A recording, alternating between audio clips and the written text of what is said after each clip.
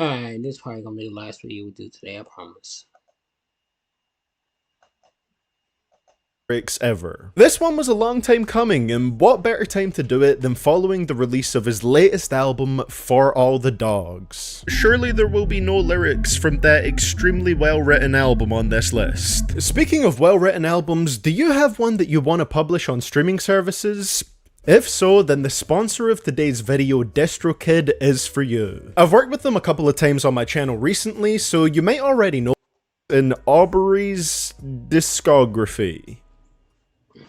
Let's go. You know I want it all, and there's some. Shout out the Asian girls, let the lights dim some. Now this one I'm including here as an honourable mention, partly to say, yeah, the bar is very corny, but at least it's a double entendre, but more so to say that there is a comment under the genius annotation of this lyric that is even worse. The annotation, of course, talks about the wordplay that we all got between letting the lights dim sum and the Asian food dish dim sum. But the comment below it, which has 36 upvotes for some reason, says dim sum. Also, as in, there's a stereotype that Asians have squinted eyes, so Drake is saying dim the lights because the light is too bright for their eyes.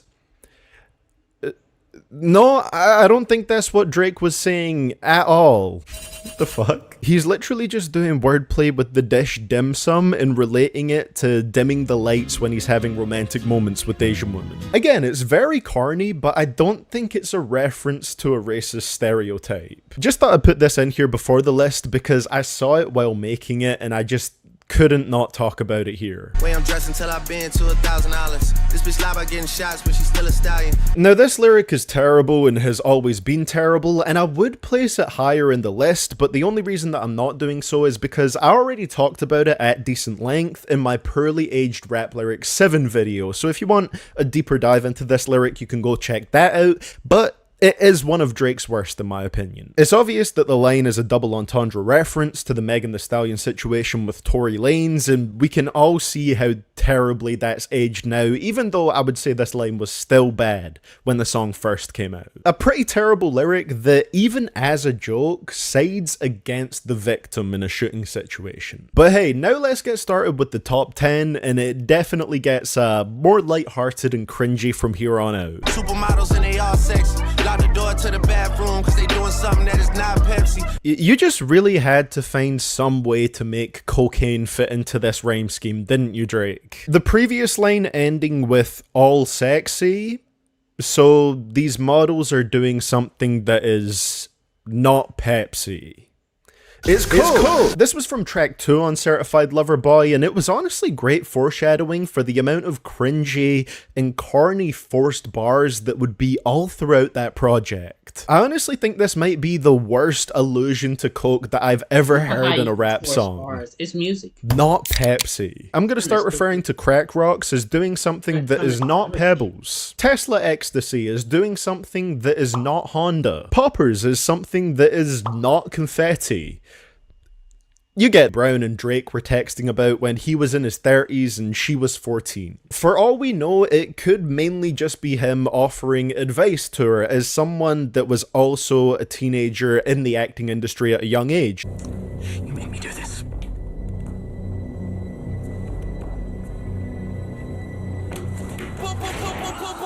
To me that seems very reasonable and plausible, so that's not why I'm including this lyric on here. However, I think the worst way to clap back at people saying their friendship is weird is by saying, me and my friends will viciously attack you and cut off your finger like we're in the mafia if you bring that up around us in person. Then again, he did tell us on this album that he lives like Sopranos, Italianos. It's just me saying that playfully threatening violence against people who joke about it is probably the most defensive looking thing you can do. It's like the worst way to address it. Honestly, the best thing you can do if it is a completely innocent relationship and just somebody offering advice to someone that he sees in a situation that was similar to what he was in, with again being a young teenager in the acting industry, the best thing to do is just not address it and not say, me and my gang will fuck you up if you say that to us. All it really does is bring the topic back up. Yeah, say that you a lesbian, girl, me too.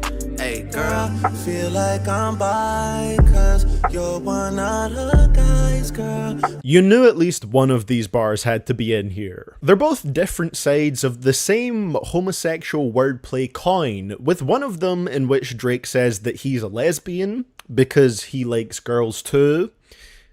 Very clever. And another where he says it would feel gay to date a girl that hangs around with him and his friends because she's colloquially one of the guys. The ghostwriting allegations can't be true at this point if this is the result. Like, it just feels like Drake definitely wrote this. And the wild thing is, neither of these bars are the first time that Drake has had this exact type of wordplay in his music. These are both basically just lower effort versions of the let's be honest, let's be honest bar from Every Girl in 2009. We drunk remind us. Are any of y'all into girls like I am? Let's be honest. This type of stuff has got to be Drake's favorite pickup lines because he will not let this shit go. Who knows what he'll say next? Perhaps referring to a girl being wet as her gender fluid? Find out next time on Fuck's Sake You Stopped Caring several albums ago. You too worried about the bitches. I got one girl, and she my girl. Now hear me out here. Hearing a man who has apparently wanted to propose to 42 different women in his lifetime claim to only have one girl is kind of hilarious. Does it really count as just having one girl if you're cycling through them with the pace of peak doped up Lance Armstrong? Bro is 36 at the time of writing this, and I doubt that a crazy amount of those relationships occurred before the age of 18, so if you do the math, he probably broke up with the girl that he was talking about in this lyric between the time of recording and releasing the song. Not necessarily an incorrect line, it's just kind of ironic with who the messenger is. He's not exactly the Chance the Rapper, I love my wife type. He doesn't have one. Streets of CD, I call him Sesame, this Ernie in Buckstown. Especially when these youngins get turned down for work opportunities next week. Same place to get burnt down, Kawinky dink, not likely.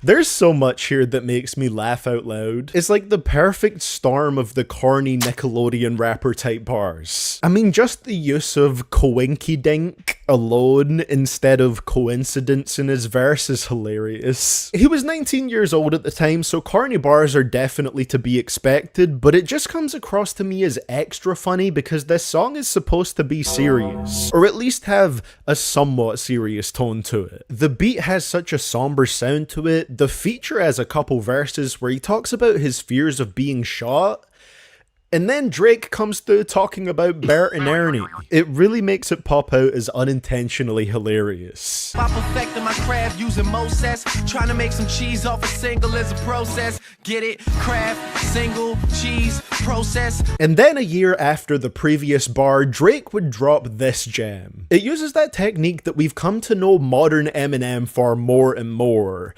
explaining the very obvious wordplay in the next line while also asking the listeners if they got the incredibly obvious wordplay. Yes, Drake, we got it. It's a surefire way to make any bar insanely lame. Like, take away the explainer portion of this line, and I'm pretty sure the majority of us caught what this line was talking about instantly. Kraft processed cheese slices, which are called singles. It was already corny, but explaining it doubled down on the corniness.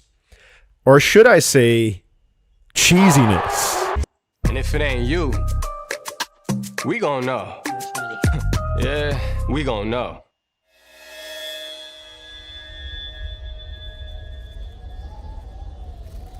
Whipped and changed you like American slave.